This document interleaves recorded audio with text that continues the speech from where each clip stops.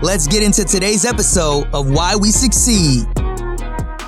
What's going on, and welcome to a new episode of Why We Succeed. I'm Immanuel, and today I'm joined by a very special guest, none other than my man, Frank Rich. What's going on, Frank?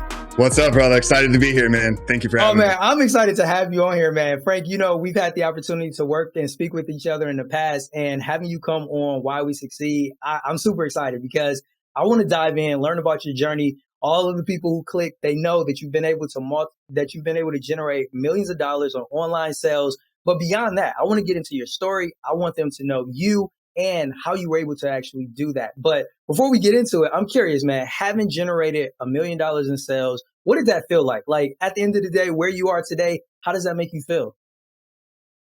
Oh, man. It's just the beginning, man.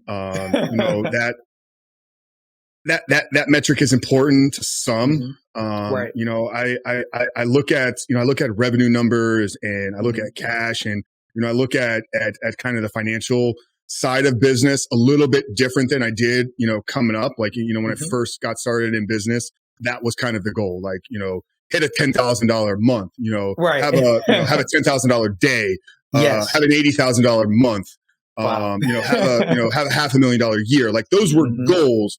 Right. For me back then. And, hitting those goals was great. You check things off, and you're measuring your success, and you're hitting the next stratosphere. Today, I'm not driven by numbers the same way that I was anymore. My focus has shifted to more impact than anything. Right. So when I talk about numbers and when I really look at data, which we are a big, we're a very data driven business, I look at it more as like a scorecard. A way to just maybe, measure the success. And yeah, but, saying I generated $1 million. Yeah, it feels good. It feels a lot better as having $1 million in the bank. Right. which I haven't hit that yet. So a lot of people get wrapped up in like, oh, your business did $1 million. Well, what was the net return on that? If it cost you $950,000 to generate $1 million in business, you really only had a $50,000 right. business, and you can go work at, nowadays you can almost go get a job anywhere and make almost $50,000. So I think a lot of people get wrapped up in that number. For me, it's like the goal is, $1 million cash in the bank. And when I hit that number, I'll be happy to come back on and do a second round two of what it feels like. Man, you're always welcome, Frank. Man, I love that. And with that being said, I think one of the things that we know is that people define success differently. And I want to know, how do you define success? Today, success for me is alignment. Are the actions that I take aligned with the words that I say? And is that aligned with the thoughts that I think? I think too many people get wrapped up in chasing, like we talked about, chasing hitting $1 million. Well, if you had to be shady, if you had to go out of alignment with your values and principles that you live your life by, I don't think that person is a success. So for me, is everything I'm doing aligned with the man that God created me to be? And if that checks off, I know the numbers will follow. It's, it just may take longer for some than others. But true success today is alignment. I love that, man. And I'll be honest, I've never heard anybody give that definition for success, but I love it because I'm a huge proponent of alignment. I think with anything that I do in life, alignment is so important, especially when other people are involved, because I'm sure you're aware, there's a lot of, how can I frame this? I think we have a evolving scam culture around. There's a lot of people out nowadays taking advantage of people in a lot of different ways, whether it's online influencers or even businesses that people are starting with the sole purpose of, making as much money as they can and then running off and leaving other people high and dry. And it's sad because I think the character of a person as well as the character of a business that we as individuals start is extremely important. And I'm so glad that you hit on that, man. Yeah, that's great, man. And as somebody that's been in the online marketing space, for 4 or 5 years now, like that's a big part of, what we have to deal with and face, because there is such a high percentage of people out there on the internet that are just running, scams for lack of a better word. So unfortunate, the actions of others play a role in the perception that that we have. So a lot of what we do is very Mhm. value driven on the front end. We want to give away as much value as we I possibly love can, that. just to create that reciprocity, to create that no like trust factor with our audience. But yeah, I'm right in line there. There were points, in one of my previous companies where we Mhm. were purely focused on chasing numbers and doing Mm, things for, squeeze as much profit that we possibly could. And right. those were some of my best, most successful financial years, in terms of what Mhm. we brought in. But at the end of the day, if I wasn't happy with who I was, like all the money in the world isn't going to change how you Right. feel about yourself. Right. Right. Wow, that's so important because you know how I'm sure you've heard people talk about is like when they ask people who've done these things, like, how do you sleep at night? And that's where conscience plays a role, right? Yeah. Thankfully, the majority of us have a conscience. And, even if somebody may dibble and dabble in some things that are not necessarily the best practices, at some point they'll be like, wow, like I'm having a hard time sleeping. And, Yeah. maybe I need to straighten things out. But then we know that there is a small percentage of people out in the world where they don't, I want to say almost to a certain extent, they don't have a conscience, or, chemically they just aren't inclined to have empathy for other people. And thankfully that's rare. But, for us that do have that conscience, it's good for us to have that self check, and like you being a man of faith, also having that aspect too, where it kind of keeps Mhm. us in line, not just with how we treat our customers, but with how we desire to be as individuals and how we want to look at God and, come before him. Yeah, absolutely. And I would probably challenge you that every human being has a conscience. Yeah. There's a small percentage that is maybe ignoring the signs that Mm, it's telling them, yeah. but we all have that internal voice in our head of when we know something is right or wrong. And yeah, unfortunately, there is a percentage of people that just do whatever they feel, or whatever Right. makes them feel good. Yeah. And that's it's a society Feelings. issue that we're having to face. And that's no shade at feelings, right? Feelings play a role, but once it becomes a justification or an excuse, then it's like, oh man, yo, you just copping out. Yeah, yeah.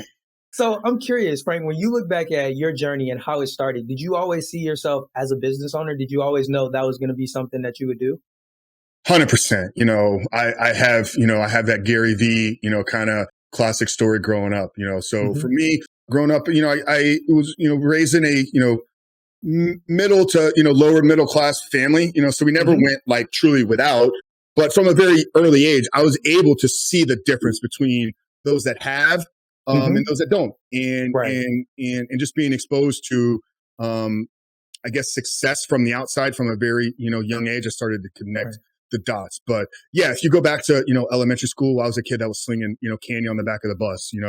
I was that Looking at guy every too. opportunity. Yeah, looking at every opportunity. To set up set up a lemonade stand out in front of the Right. house. Still to this day, I have a jersey that I still wear. It's a Hmm. Jordan jersey from the '97 season, which was the 50th Wow. anniversary of the Bulls. It was, and I remember this because it was the only year that the NBA had the gold Jerry West logo on it. So I Mm. was about 13 around that Hmm. time. And like I said, I wasn't poor, but we just had enough. But anything Yeah. extra, like we had to come up with the money. So I really Mm. wanted this jersey. I was a huge Bulls fan. It was, Yeah. it was coming out. I knew the date. It was the black Bulls with the red, With the the wear red pitch. Oh, pinstripe, that's the the red one, man. pinstripe, That and one the is gold, classic. the gold Jerry West logo. But it was about $300, and $300 Wow. for a 13-year-old kid, it's And like that's that's a back lot more than then, right? a lot Think more than about that. your Man. allowance is gonna pay for. So even back Mhm. then, man, I knew that through if I worked hard enough, and so I Mhm. took Dad's lawnmower and I just knocked on people's doors. Wow.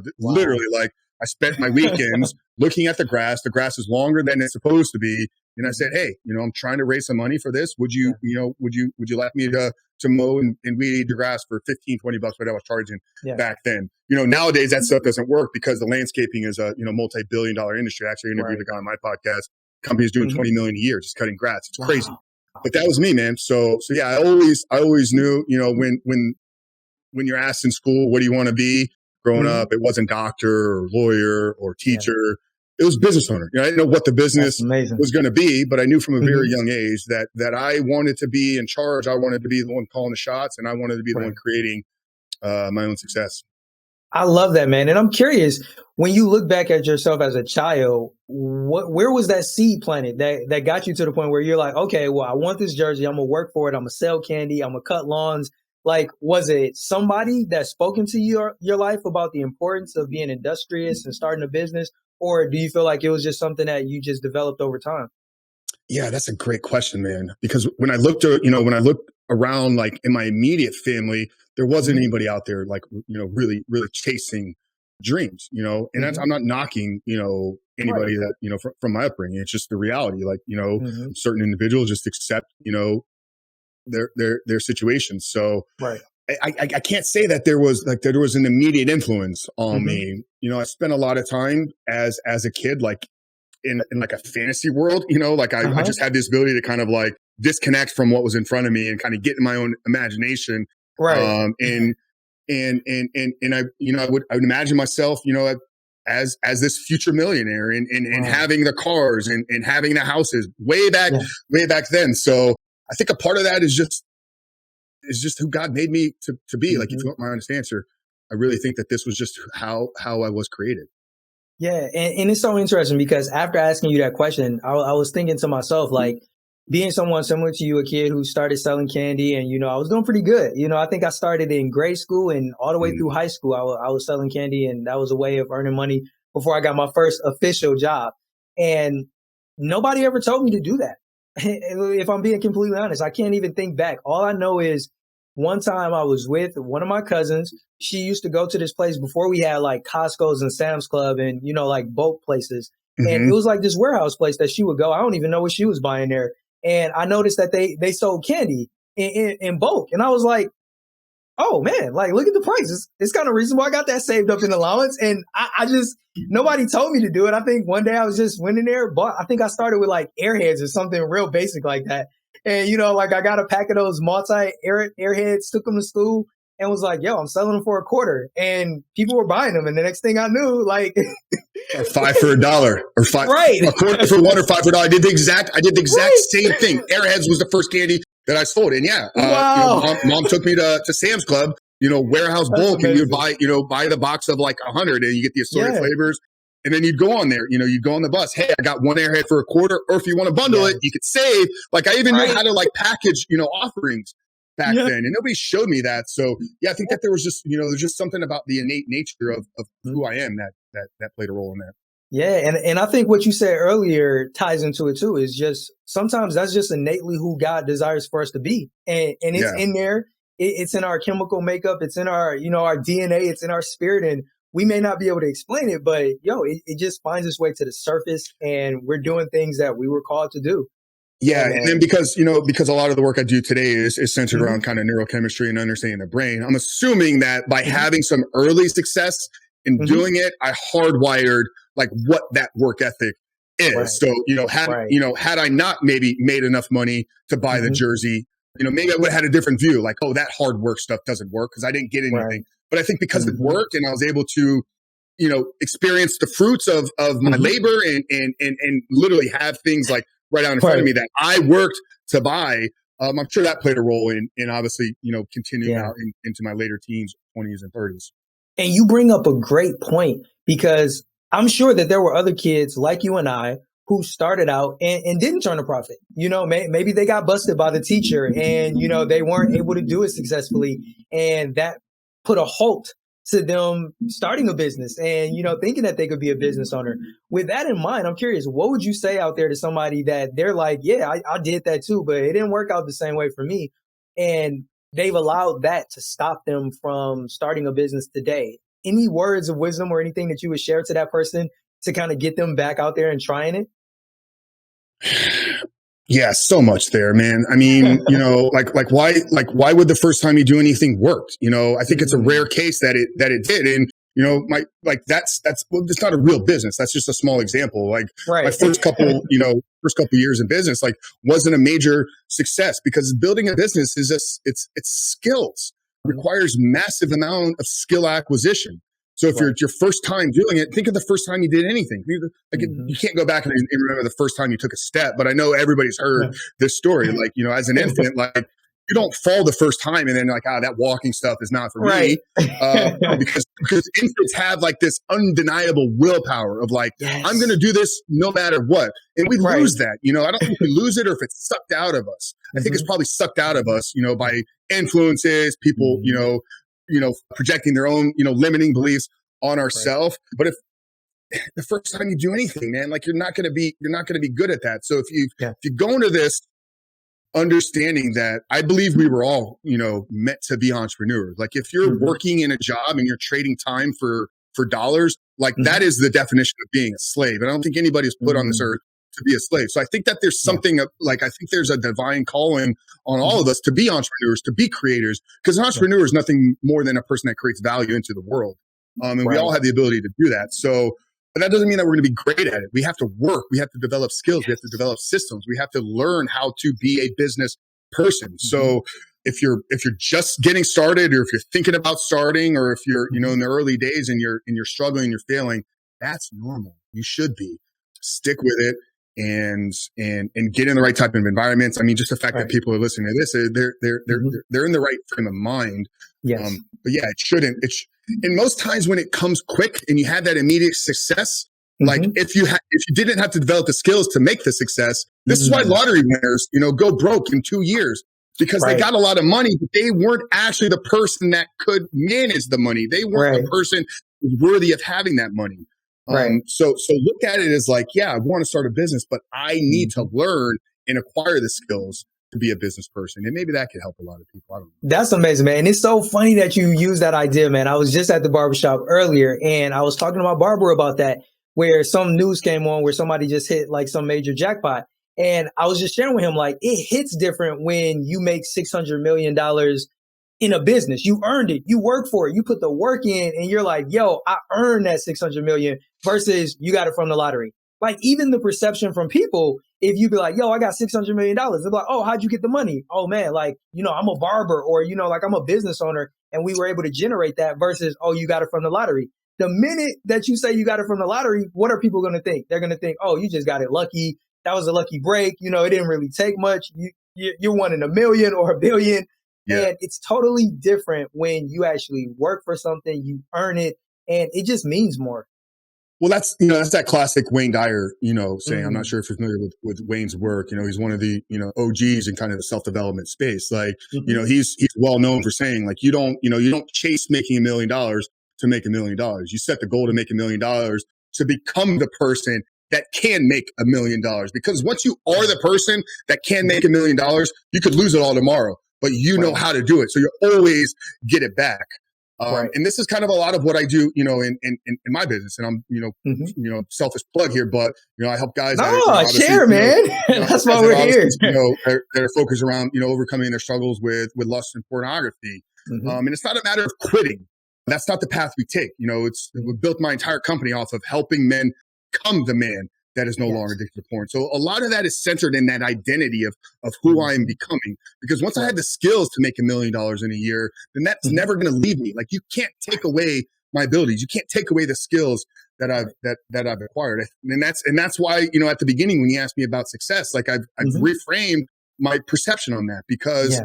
it can make $1 million, but if I had to be a Mhm. sleazeball to get it, or I had to do shady things, or I wasn't actually the person that could keep it and Right. multiply it, then it's fleeting and it's It lost. is. Yeah. Man, that is so powerful what you just said there. And I'm curious, we've talked about some limiting beliefs that often can, handicap or stranglehold people from getting started. When you look back in your journey, were there ever any either limiting beliefs or any challenges that you faced that you found to be difficult to get you to where you are now and that you had to overcome? In terms of business, Mhm. it's tough, because like I don't want to come across as like, oh, like he had it all figured out, but Mhm. Or belief in even myself. personally though, like some people, they may look at it like, they're an introvert or, like they had to deal with some type of trauma or something that they had to overcome. So it doesn't even necessarily have to be tied into business. If there was any type of challenge or limiting belief that you feel like, you had to overcome in order to be the man that you are today. Yeah, I mean, we did a whole different podcast on Right. that, and I'm not really sure it's relevant for today because when it comes to work and when it becomes a business, granted. So I talked about wanting to be an entrepreneur, from a very young age. I didn't Right. really start businesses until I was 30. So I had a decade of working in like the corporate world that I was successful at as well. So I stepped into business like already a successful executive in a recruiting Mm. firm. I had worked alongside another entrepreneur, a startup. We'd taken a company from 0 to 5 million in the Wow. first year. I was second in command there. So when I got into business, like I already kind of had somewhat of a track record, and I Okay. had a lot of belief that I had built through being a competitive bodybuilder. Hmm. So you know, lack of belief in the Hmm. business, not really. Okay. Okay. So with that in mind, s- operating in the corporate world, right? Even working with a startup, then even with the bodybuilding, like a lot of those things require a lot of work. Did you ever have any challenges with like balancing the different things that you were trying to accomplish? Absolutely, yeah. And I've gotten to a point now where I don't think that balance is actually a real thing. I think in order Mm. to achieve success in an area, Hmm. another part of your life, I don't want to say is going to have to suffer, but you can't be, a high level competitive bodybuilder and be raising a an infant and be starting a brand new business and be, Mm. active in your community and church. Like we only have 24 hours in a day. You got to sleep Right. 6 to 8 of them. You got another 3 to 4 hours of personal maintenance. So when you look at Mhm. like, what do you have to actually work on the Mhm. business? Maybe 12 to 14 hours. Like Mm. and then you have all this other stuff. You got to be really, really good to maximize 12 to 14 hours. So yeah, Right. there was always kind of a, give and take in certain things, in Mhm. bodybuilding, when I was in competition and prep Mhm. mode, relationships, Mm. took a back burner in starting, my first business. I was pulling 12, 14, 16, 18 hours a day. Health Yeah. sometimes took a little bit Mm. of a backseat. Relationships took a backseat. I probably would Mhm. say I'm at the point now at 38 in managing everything that I do. I'm probably the Mhm. most balanced I've ever been, but there's still some things that obviously have to take priority. And I think Mhm. that's in order to do that, you have to have the long-term vision. You got to be really clear Mm. on what you're doing. You have to Right. understand that, things are seasonal. I may have to pull, 3 month, 90-day run where we're running 12, 14, hours a day because I'm focused on getting to that next mark. And that's Right. okay. And I understand that. But what I'll do is, if I go 90 days hard, then I'll scale it back and I'll, maybe take Mhm. a trip or something like that. So I don't Yeah. believe in true balance Mhm. anymore because I always think that something's going to have to play priority. There's got to be a hierarchy Mhm. in Yeah. what you're doing. So but that can only be done once you kind of clear on where Yeah. you're trying to go and you really understand the vision. And I'm glad that you pointed that out. It kind of reminds me of the concept in economics where there's always an opportunity cost or there's always a trade off. Like you Mm, can make a decision to do multiple things, quote unquote, or seemingly at the same time. But every time you make a decision to do one thing, it's going to come at the cost of something else that you could have done. So exactly. you just have to be able to a certain extent, kind of manage the trade offs. Like, what are Hmm. you willing to trade in order to apply your time, your energy, and your effort to this thing right here that you're prioritizing in the moment? 100%. Yeah. Yeah, that's important too, man. That's very important. I'm curious, is there anybody in your life, because this podcast is all about relationships and the role that people play in our lives to help us get to the place where we can start profitable businesses. Anybody in your life that you look back and you're like, yo, that person played a genuine role in you being the man that you are today, or starting a business, or finding the success that you had or are currently having?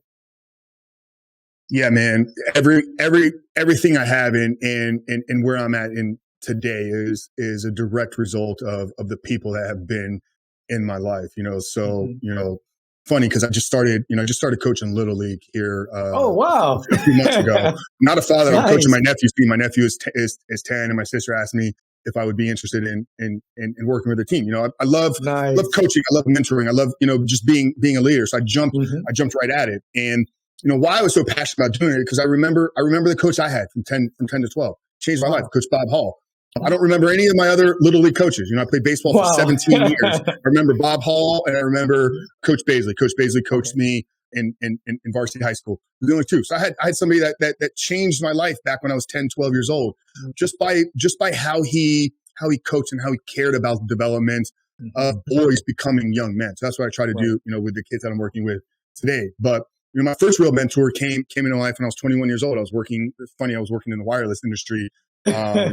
Sold thousands of people their first cell phones ever, just dating myself a Wow. little bit there. I was selling the Motorola Razor flip phone. Oh man, That's how far yeah, I back I remember go. I that. was one of the first people to have a BlackBerry. But I had Nice. we had a sales leader in that organization called Tommy Sheldon. Tommy passed. He died in a boating accident about 6 years ago. But he was probably the first person I could really look at. It was like a mentor because, he came in and he wanted to get to know each one of us individually and what drove us from the inside. Tommy reminded me a lot of like your kind of Tony Robbins figures, just a powerhouse. Like when he entered in the room, there was a presence about him. There was a glow when he spoke. Always brought positivity, always brought light into the world. So Tommy was somebody very early on for me, but more recently, really these last 4 years, like this entire, kind of new journey and that I've been on has been because of the right people. So, can name a few of them here. Vince Del Monte was my first real business coach, that it paid to coach me, on the business side of things. And, I actually work for Vince's organization today. I'm one of his coaches inside the 7-figure mastermind where we help online fitness entrepreneurs grow and scale their businesses. But he's one of them, Josh Kachadorian. I believe we talked about briefly on the last episode. I was with you on the Real Love radio show. Josh was there. I met Josh through Vince's business group. But he was the person that was there with me the day that I was saved on October 22nd, 2018. We That talk was about a powerful story, Frank, man. Yeah. We can talk about Mike Westerdahl, the guys who were at Critical Bench, what that place has played in my life. But I have multiple mentors, today. I run a podcast. Every guest that I bring on the podcast, from Steve Weatherford to Dave Asprey. I just interviewed the world's leading researcher on the gut microbiome. All of those are virtual mentors to me. All the podcasts that I consume, Born to Impact, the Ed Milet Show, those are all mentors to me. I think I can learn something from everybody, and that's how I try to show up today. That is so key, man. You just hit on a nugget that I have definitely began to live by, which is understanding that we can learn from everybody. And it's actually, I think, like a Jewish nugget where they say, who's a wise person? And they say the person who's able to learn from any person. And that really resonated with me the first time I heard it, because it's so right. And honestly, it's needed in the society that we live in today, because people always seem to be at odds, and, people's ears are often closed and not willing to open their ears and their hearts to listen to other people. And when I recognized that, it started to change me personally, where I was like, okay, just because a person may disagree with me or view things different than I do on one issue, that doesn't mean that I have to close off and not be able to receive other things that they could share or pour into my life. And I'm so glad that you shared that, because it definitely is something that I can relate to. And I agree with you completely, man. Being in that position to learn from everybody, man, that's a game changer as well. I think that's a skill that if you acquire it, it's good. Like it's golden, like what you had mentioned earlier, where once you learn how the skills that's necessary to be a millionaire or to earn a certain amount of revenue or to accomplish something, nobody can take that away from you, even if you lose, quote unquote, those resources. So that's heavy, man. And I want to go back to your first coach, Coach Bob, right? I'm curious, do you feel like there's any link between the first person speaking into your life being a coach, and now you being somebody who personally coaches over 40 people? Like, I just couldn't help but kind of see that link there. And I'm curious, do you feel like there's a connection between that first person that talked to you and coached you, and now you're acting in a role where you speak into people's lives on a daily basis? What great insight you had there. 'Cause I never thought about that. But now as you say it, like, absolutely, because, like when people ask me, like, Frank, what do you do? And, like, what is your quote unquote job? It's like, I'm not a podcast host. Yeah. I could say a business owner, entrepreneur, like at my core, more than anything, like, I think I'm a coach in this world. I think a little bit of what we're doing here is maybe coaching your audience, all the YouTube stuff. And even me a little bit. I'm gonna be real, Frank. I'm learning from you, man. Yeah, man. Like that's really, really powerful insight that you had there. But I would probably have to say, absolutely. The fact that he is like one of the, first real influential people that I can kind of like put my finger on. I had other coaches, I'd been playing baseball for 5 years before I'd met him. I don't remember any of those guys. I don't remember neighbors. I don't remember dad's friends that came over to the house, but I remember Bob. I remember the impact he had on me. So yeah, I would probably say that definitely had a major impact on what I'm doing now. Yeah, I love that, man. And I'm curious, what was the first business that you started? After you had mentioned you made that transition out of corporate America, you were an executive, you work with a startup. What was the first official business that you launched for yourself? Yeah, the company was called Ticket Builder. We were an online ticket brokerage or marketplace. Okay. Most people are familiar with like StubHub or Vivid Seats. Those are the big players.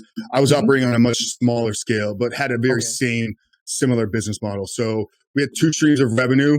We had a marketplace where people could come and buy and sell as kind of a trading platform. So if somebody, like, let's say you had tickets to, whatever game tonight, but you couldn't go, you could list them on our site. We take a small fee, could charge whatever you wanted to, and you would keep the difference. We provided, the marketplace, we provided the traffic.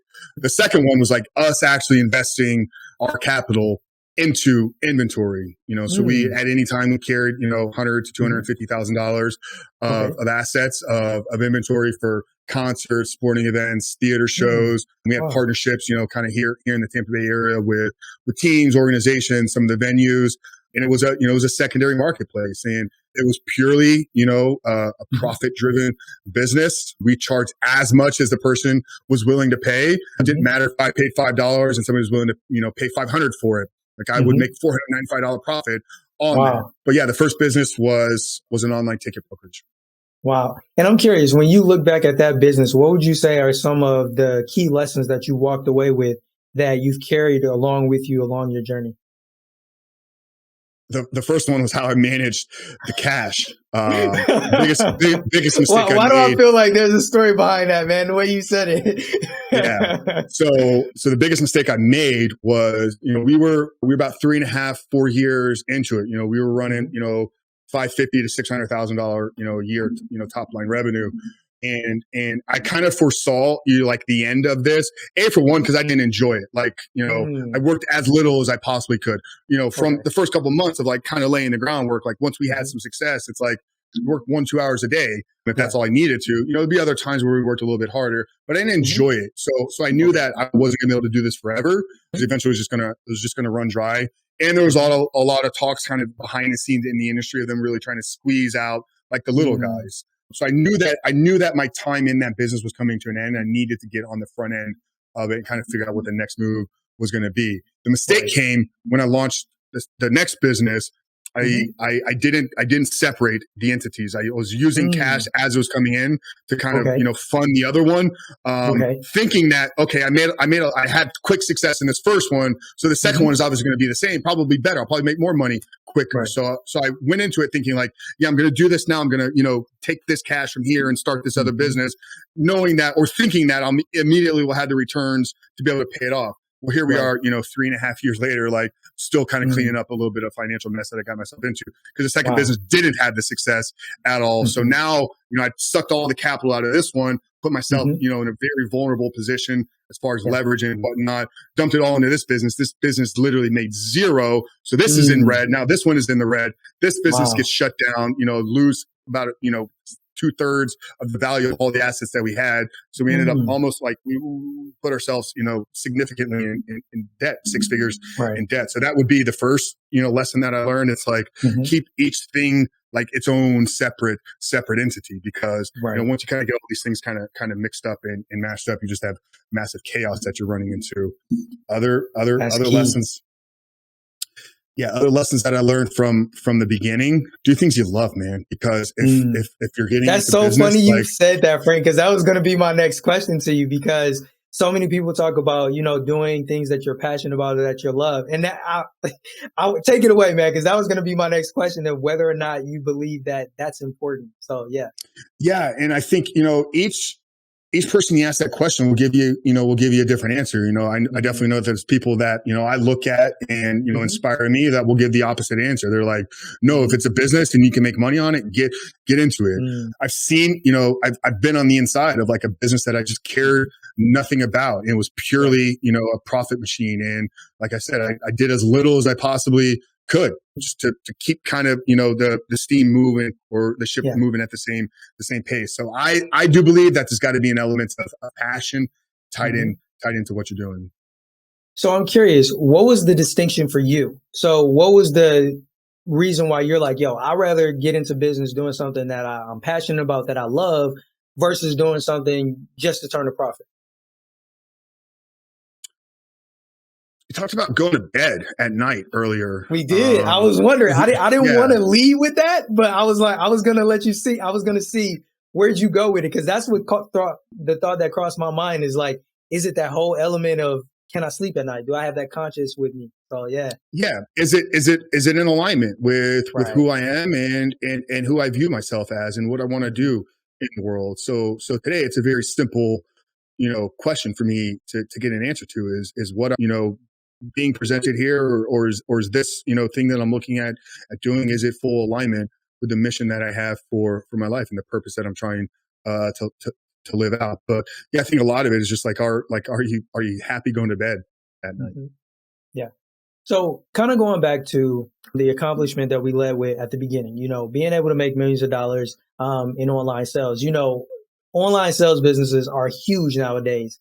And when you look at the online businesses that you started, what were some of those first actionable steps that you took that allowed you to kind of set the foundation? Yeah, we call it in our business group, imperfect action. Like, when you're online, and you kind of have the world like at your fingertips and you can reach, millions of people at the push of a button. Like, Right. why wait until something is perfectly built or you know exactly what it's going to be? Like, throw it out there, test it, see if the market is even interested in what you have available to them. So moving quickly, taking imperfect action, and this really hit me. Like, I was watching YouTube videos like a couple years ago. So we had 5-6 million subscribers, and one of the texts that was crossing their the screen in their video, the words were spelled wrong. And I'm like, okay, like, if people are putting videos on YouTube that are getting millions of views and making hundreds of thousands of dollars, like, have misspelled words, Right. then it'll be okay if my ebook like has an editing error in it, or it'll be okay if like my website is missing a period. I see too many people get caught up, and even this happens in my own business coaching. They work 6 months to build this like perfect product deliverable, and they don't even know if anybody's going to be interested in buying it. So I think the first thing you got to do is you got to see if you have an idea for something, if you have an idea for a business or for a product, just test it. We all have, these phones, my sitting on the counter over there. We all have these phones where we can literally reach thousands of people just in our own personal Facebook. If you have an idea, just see what the people that you're connected with you have to say about it. Like, are you interested in this thing? I'd much rather sell you something that I'm gonna have to figure out how I'm gonna give it to you than build this thing I'm trying to give to you, and then you're not interested in buying it. Right. That is so important. And I'm curious, have you ever personally dealt with, I guess, what we could term perfectionism? Yeah, it happened the first program inside of my fitness business. So coming out of Ticket Builder, the next business was Frank Rich Fitness. I wanted to get into, creating ebooks, creating funnels and products where we could, just kind of sell and reach thousands of people. Spent 6 months, literally writing this like 200 plus page ebook, which was just, literally like all the information that I acquired in health and fitness, like condensed into like, an ebook. But it took me 6 months to write it.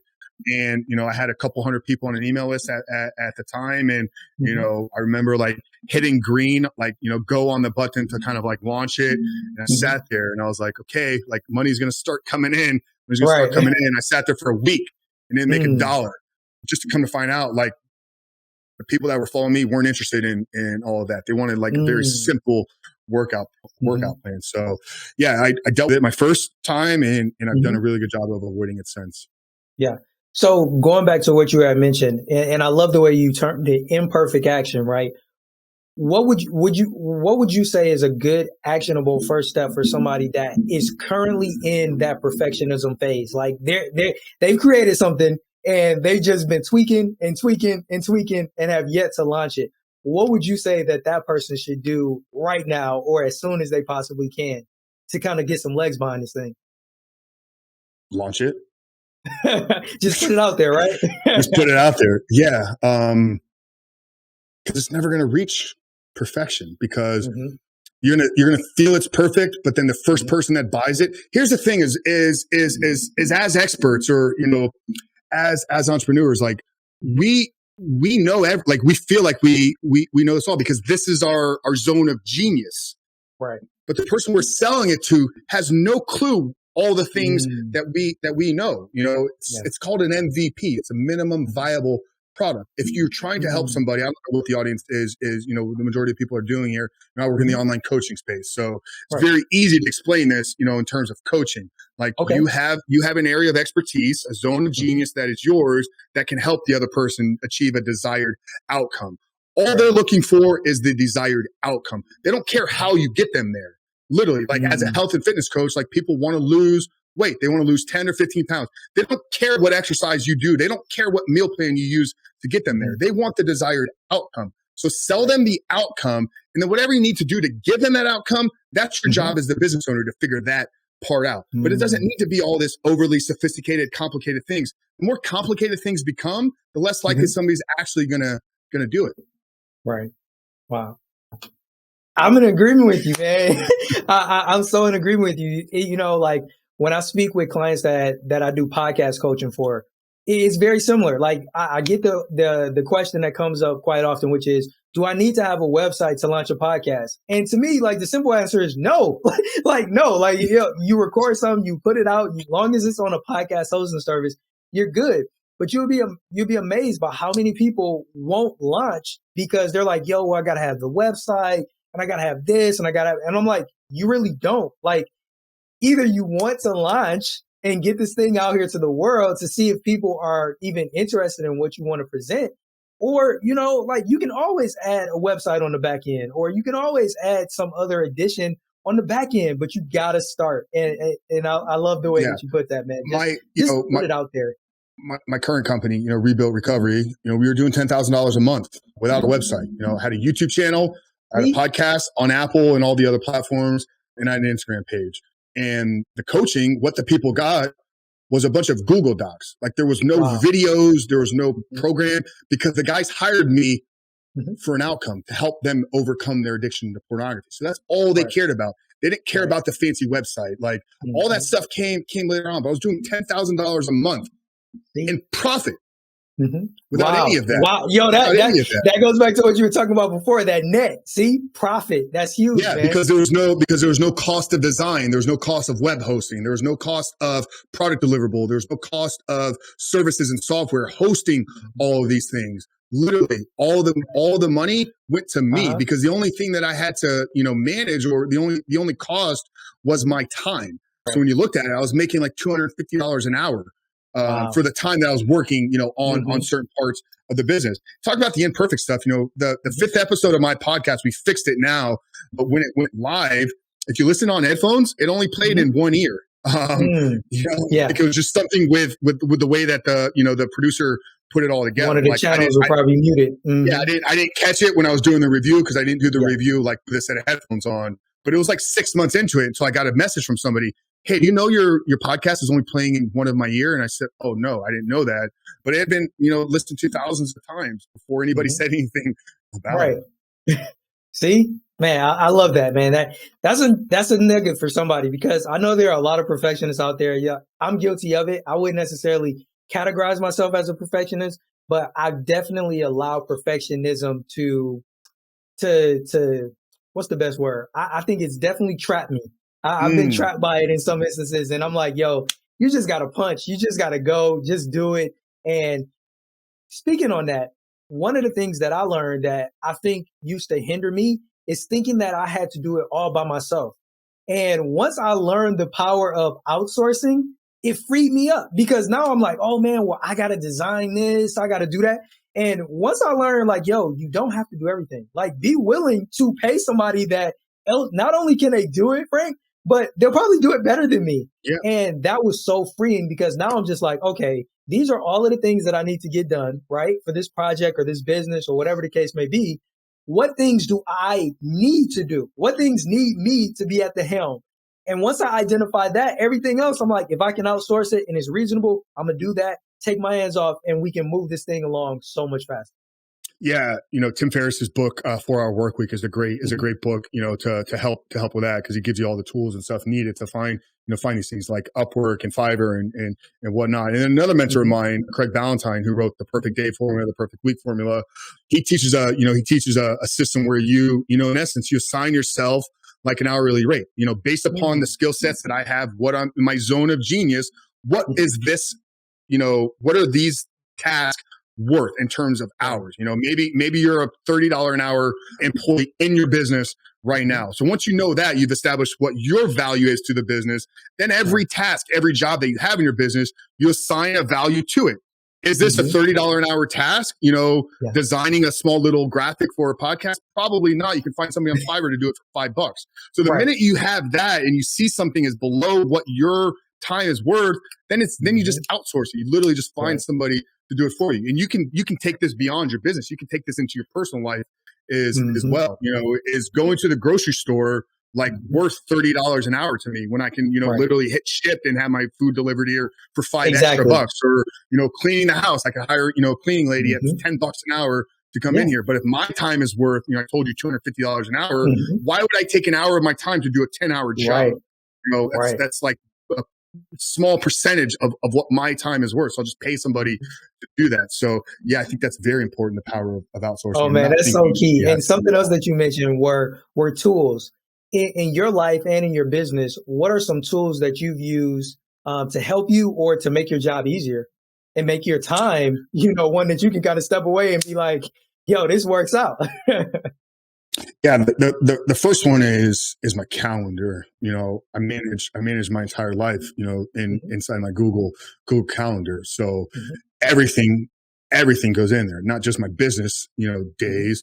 My little league practices and softballs, and games are in there. They're a different color, so I know that they're associated with maybe personal business. If I have, other things, social events, goes into the calendar. So the first thing is calendars. Like, you're not managing your time and days in a calendar. Start doing that.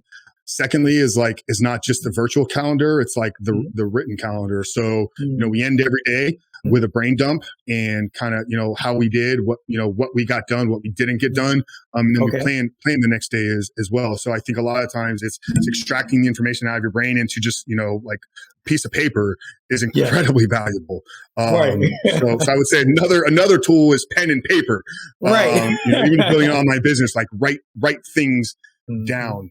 We use obviously Slack as far as communication channels inside of our businesses, HubSpot for CRM tools, Trello for project management and some of those things. Those are, some of the basic ones. Nice. I appreciate you for sharing that. And I think in addition to tools making our lives easier, something else, at least for me, that I found helps is daily habits. And I'm curious, are there any daily habits that you rely on or that you would attribute to your success? All of them. What are some of them? Yeah, the first one is wake up when the alarm goes off. Like I can't tell you the last time I hit snooze. It's been years. I think that's powerful. For multitude of reasons. Due to the fact that I believe self-confidence is built and kept by keeping the promises you make to yourself. The first promise you make is, what time are you going to wake up? And if you get snooze, then you're not keeping that promise, and your subconscious is tracking all of that. So if you don't keep the first promise, later on in the day, when you're given the option of like, I could do this thing that's really going to drive my business forward, or this other thing that is a little bit more pleasurable, subconsciously you're going to default back to here. So the first habit is wake up when the alarm goes off. And that doesn't mean that you need to be a 4:30, 5 a.m., 5:30 riser. You just said when the alarm goes off. Like when you said it's not wake up at 5 a.m. Like if you're not a 5 a.m. person, like set the alarm for 8 if that's when you need to wake up. Like it's okay. It doesn't make you less of a person if you don't wake up at the butt crack of dawn. For me, I enjoy my morning time. I feel most productive between the hours of 6 and 9 a.m. So when I get a lot of, we call them money later tasks. So so things that are going to kind of drive revenue for the business 30, 60, 90 days into the future. A lot of that has to happen early on in the morning, because come 9, 10 a.m., I'm in meetings, I'm on calls, I'm doing podcasts in the afternoon, et cetera, et cetera. So I need a lot of quiet time in the morning. So for me, the morning is important. I'm a big fan of, heat in cold therapy. So I have a sauna here at home. I do 30-minute sauna practice every single morning, then immediately into a cold shower. It does some stuff physiologically, like in the moment. It's great for, reducing inflammation. It's great for, obviously immunity. But I think doing the hard thing is actually better reason why to do that. Like if I can expose myself to difficult challenges every single morning, then when the hard things come, like, decisions I got to make in the business or, really getting into the grind, like I've conditioned myself to seek out, do the hard things. I'm a health and fitness guy. I spent, my entire life as a bodybuilder. I think a lot of that has played the role in the development of the man that I am today. So getting to the gym and being active every day is important as well. Not with the same goals as it used to be, where like I'm trying to get as big as I possibly could, or I'm, trying to squat 500 pounds or whatever. I've kind of checked those boxes in my life. For me, it's more about the discipline. It's more about like checking the box of going to the gym. I have a lot of rules around my phone. Like I said, even, I went to grab it here, but I don't bring my phone to my work desk. I try to put it down at 8:00 at night, spend no time on the phone. Phone doesn't go into the bedroom with me as well. And it hasn't in 3.5 years due to the nature of the work that I do.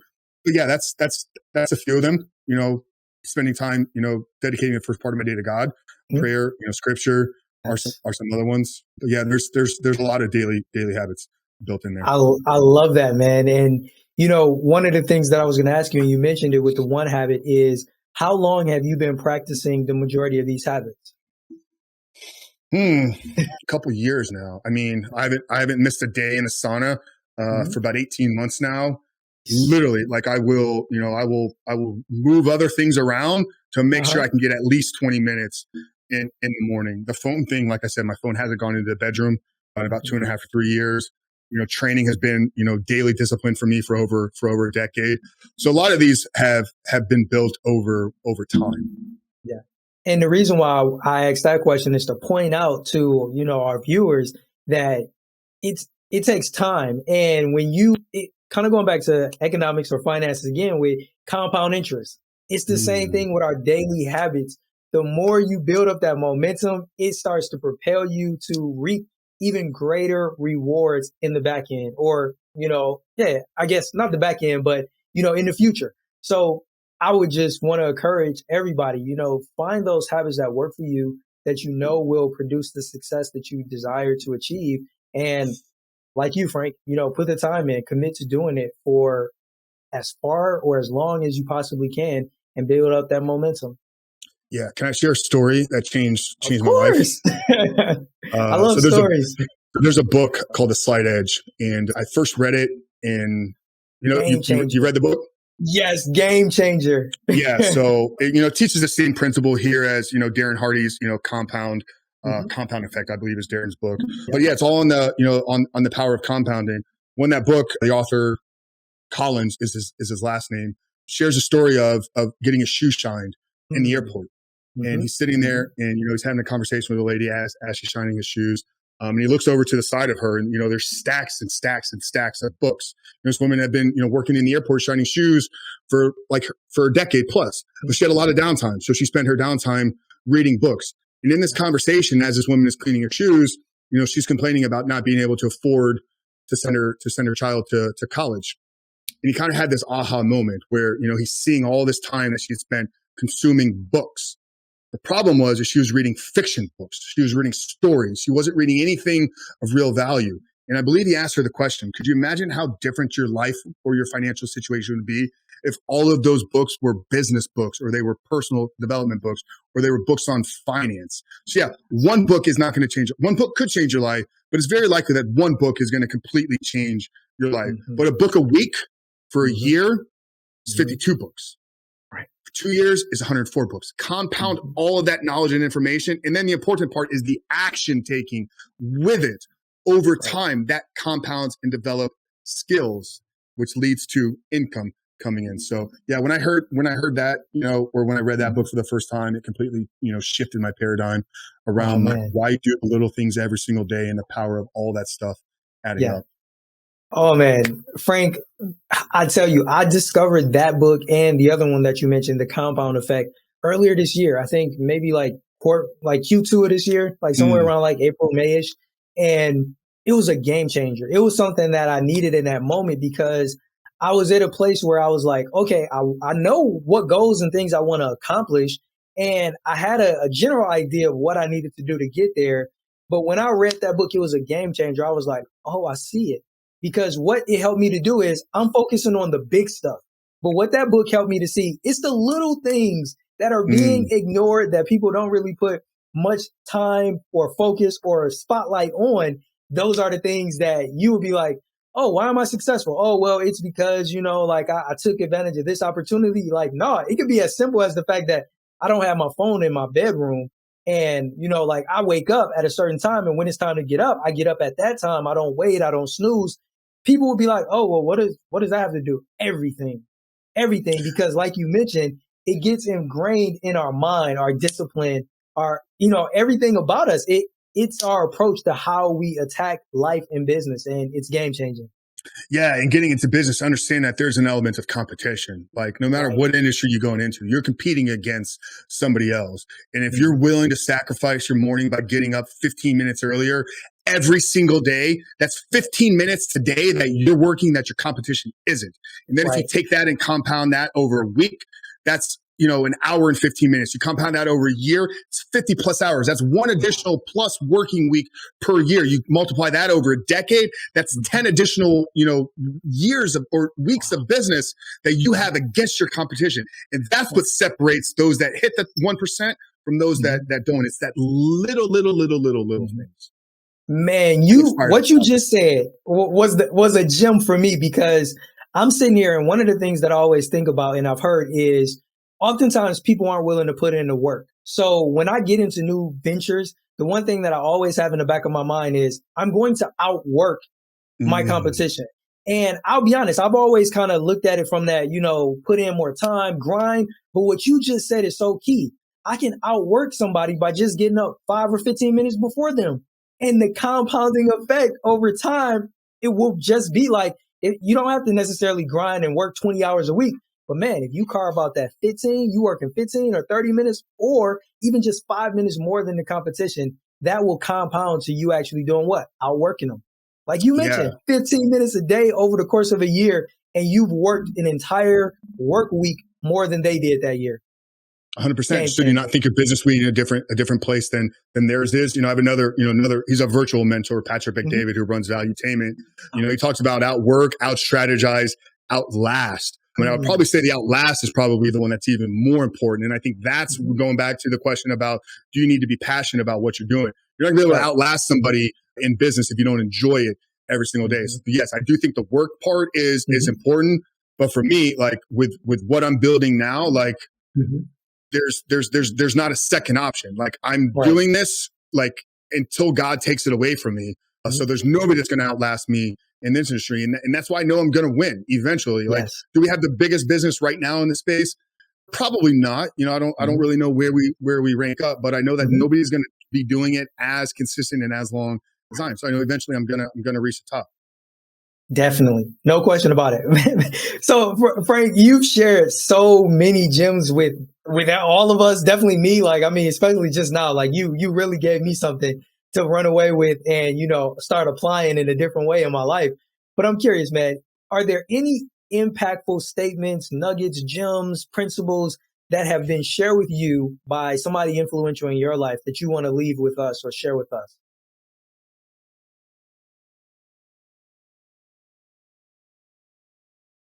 And I mean, you already shared a lot. So I mean, if Yeah, nothing else I'm come just to mind, it's not because you didn't already share. yeah. I'm trying to think. I don't want to feel like He's I'm like, I I'm already gave y'all all of the I'm goods, drawing a man. blank, but I'm trying to take like everything that we talked about here today because we hit so many important parts here and try to summarize it like into one. Um, yeah, man, I think we did. I hope we did a really good job here today of hopefully You did. providing insights. So I can't tell you I have like one line That's or fine. or one quote Like I other said, than no pressure. I maybe was just maybe curious because stealing from our own work, like you were created for something great in this world. Anybody out there that is hearing this and is doubting themselves or is on the fence about launching this thing or is hesitant to get started, if there's resistance in what you're trying to do, like that's a good thing. Like if the world is pushing back against you, then that means that there's something actually to what you're trying to do. I interviewed Stephen Pressfield, who wrote The War of Art. He talks about resistance with a capital R. He's one of the greatest authors in the world, best-selling author of all time. And he told me on the podcast, like he literally is sitting in front of, at the time of interviewing him, he was working on his next book. And he's like, I sit down every day and like nothing comes out. Like he was facing tough resistance. So the world is pushing back. Keep pushing, because that means that there's something that is trying to prevent you. I know that, you're a large audience is, of the faith community. So many times that if there's something being pushed or there's some type of resistance, that means you're moving in the right direction. So don't give up, because I do think that each single one of us was created for something truly amazing, truly remarkable. There's a calling on your life. There's a service. There's a value that you can bring to this world. And I'm going to tell you, I think it's your obligation as a human being to bring that and deliver it to the world. And I think that, plugging the podcast once again is what it means to live a superhuman life. Oh man, I love that. Frank, that's amazing. And I know you have a bookcase behind you, but I promise you, every book that you've named, I feel like you are reading off of my bookcase, because that's another one that I was reading, the Art of War, right? And no, is that the name? War of Art. Is it the War of Art, right? Art of War is Sun Tzu. Yeah, it's a military that's strategy why I was book. like, I know it's like it's close on that, but it's different. Yeah, break through blocks and win your inner creative battle. Literally sits there because it's like a gem you need to kind of refer back to all the time. And the chapters anybody are so that is trying short. to, so simple. It's like kind of like a devotional. Read 1-2 pages a day, and you're good to go. Read, implement. I think that's the important part. So many people are like, oh, I'm going to read 100 books this year. What did you do with the information? Right. Did you actually go out and apply it? So this is an amazing book. Anybody out there that's trying to start a business, trying to write a book, trying to do anything creative, understand that the resistance that you're facing is there for a reason, and it's a sign that you're moving in the right direction. It is. Oh man. Yo, Frank, I have enjoyed this so much, man. Before we wrap things up, there's a segment of our show. I need to come up with a better name, but so far I'm calling it Pick 3, where I'm going to leave you with 3 quick questions that I'll ask you and get your thoughts on. So first thing I want you to do, you can pick any number between 1 and 16. And once you got your first number, let me know. I'll ask you a question and we'll go, with the other 2. Okay, I'm good. So between 1 and 16, what's your number? 13. 13. So the question is, what is oh man, I feel like you already answered this. Pick another number, because this actually kind of goes back to a gem that was shared with you. And I mean, you already loaded us with so many of those. So with that in mind, you mind picking a different first number? 7. 7. Okay. If you could go back in time, what is one thing that you would change about your business or how you got started?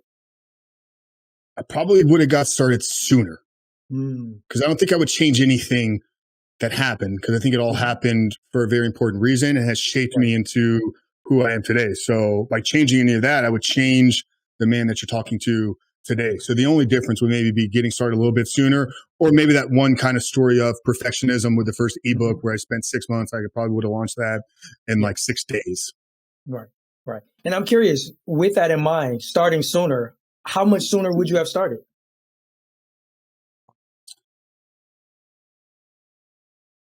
If I could go back, I probably would have started at 2025. So 25 was a transitional point in my career. I was leaving the sales and leadership within the wireless industry to get into the health club business. I probably, like I said, if I could have gone back, I probably would have started to, do some things on my own back then. Because I kind of felt, like an itch. So maybe there was a little bit of doubt, because you asked me about self-doubt back earlier, and I didn't remember this, but there was a little bit of maybe hesitancy or fear back then of like, would I have been able to do it all on my own? But probably around 25. Okay. That's good, man. I appreciate that. So your second years of number, business, like already behind me. I had some, experience like working in sales and leadership. So I probably had enough ability back then, maybe just some limiting belief about myself. Right. Yeah. And since you asked earlier, it impacts us all, right? And, sometimes we can forget, and it's amazing that, that came back up, and, like somebody out there, I'm sure, is dealing with self-doubt. And to hear you say that, hey, that self-doubt caused you to not start as soon as you would have wanted to. So to somebody Yeah. So listening I hope it now, doesn't make me look like a liar. I definitely wasn't lying no, earlier. I not just at didn't all. remember. You can't remember. Nah. I mean, that happens, man. Like, you know how many experiences we have over life, and then it can just be that right question or that right statement that just triggers something that didn't come to mind at first. So, nah, man, you're good, Frank. So, what's your second number? Anyone between 1 and 16? I gotta pick another number. Let's go with 3. 3. What is, this is perfect too. What is a book that you want to read, but you haven't picked up yet? Whew. God, I mean, I have like a running list of books that I'm about to get into. Um, I started one a few months ago, and it kind of overwhelmed me at the beginning, so I stopped. Mhm. But I'm a little upset at myself for doing that, so I'll tell you that Mhm. one. It's actually the one sitting over here on my shoulder. Power versus Force by Mm. Dr. David Hawkins. It just started really thick and deep, and I had a lot of other things going on at the time.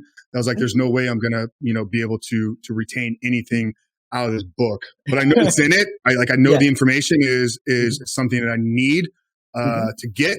I just haven't yet because it is Yeah. it is an intimidating read. It's very deep Mm. on understanding, the levels of consciousness and how we Wow. operate through different energies and whatnot. Mhm. So that would probably be the one. But I will read it here very, very soon. That's good. That's good. And our last of the 3 questions, man. Pick one last number between 1 and 16. 11. 11. So the question is, who would you want in your inner circle? You know how they talk about the 5 closest people to you. If you could pick your 5 people in your inner circle, who would they be? Can it be the circle I already have? Because I'm pretty happy It with that. definitely can, man. Call them out. Yeah, well, I mentioned a few. I mentioned a few of the Mhm. names here Yeah. earlier. Vince Del Monte. Is, I guess you could say, he's a boss. I've worked within his organization, but he truly is, the first mentor that I had. Josh Kachadorian, who, wrote a book called The Standard, which is discovering Jesus as a standard of masculinity, who was Wow. there with me, like I said, in October when I was saved in Orlando. Right. Mike Westerdahl, who is, one of my best friends, and, my life changed at his gym on February 14th, 2019. Hmm. Put Jesus in that circle, Hmm. if that's okay. Yeah, it And is, man. that's four of the Mhm. 5. So the 5th one is Dan Long. Is the host of the Born to Impact podcast, wildly successful, entrepreneur here in the Tampa Bay area. Somebody, that fortunate to get to spend time with, almost on a daily basis. So yeah, it's not like a dream Yeah, list because, I really feel like I'm living my dream right now. that's amazing. And that was the one thing that stood out to me is like, it doesn't get any better when the inner circle is already your inner circle, right? Because so many people have a dream inner circle, but they're not yet connected to those people. And it just goes to show you that alignment, going right back to your definition of success, is being in alignment with the right people, right? That's what we're all Mm. about, relationships. And when you see that you already have those people that you want to align with in the inner circle, success is the only option, man. Yeah, because if there's somebody, in the world right now that I would want to be in touch with, and they're Mhm. not maybe, an immediate touch point for me, Mhm. through that list, through that inner Mhm. circle, I could reach probably almost anybody that I needed to. So that's good enough for Powerful. me. Oh man, I love it. Frank, man, you have been amazing. We appreciate you so much for coming on Why We Succeed. I definitely have learned so much from you, and I know that our listeners have as well. Before we go, let them know how they can get in contact with you, show you some love and support. Yeah, anybody out there that wants to check out the podcast, Mhm. I host a weekly interview style, very very similar to what we did here. The long format interviews. That's called the Superhuman Life. So you can find us on Apple or any Spotify, any platform. We're on all the platforms. My company, Rebuilt Recovery, is on a mission to help men overcome their addiction to pornography through the power of faith and fitness. You can find us at rebuiltrecovery.com. Or if you want more information or more content around that, we do daily videos on YouTube. The channel is Rebuild Your Life. Anybody who wants to connect with me, Instagram is probably the best place socially. You can find me at the Superhuman Friend. Reach out, say hi, send a message if you have any questions. I'd love to hear from anybody. Oh man, Frank, that's amazing. I'm going to make sure that I have the link to your podcast, your YouTube channel, all of your businesses. It'll be in the description for anybody to check out. And I encourage you guys, this is what this podcast is all about, is connecting. Frank is giving you guys the invitation to reach out. do so. I know you guys found value in the things that he shared. I know I did. And before we go, Frank, are there any questions that you like to ask me or any last or closing words you want to leave us with? No, bro, I just want to thank you again, for what you're doing. Big fan of, the work here and the mission, and, grateful to have been brought back on, and, hopefully something I said here today, resonates with somebody and they go take action. Oh yeah. Thank you, Frank, man. It's truly a pleasure. Can't wait to have you come back on in the future, man. I really appreciate it. Thank you, bro. Hey, what's going on there, Success Squad? Frank Rich here, owner, founder of Rebuilt Recovery, host of the Superhuman Life podcast, and owner of Frank Rich Fitness. Thank you for joining us here today. Look forward to seeing you on the other side.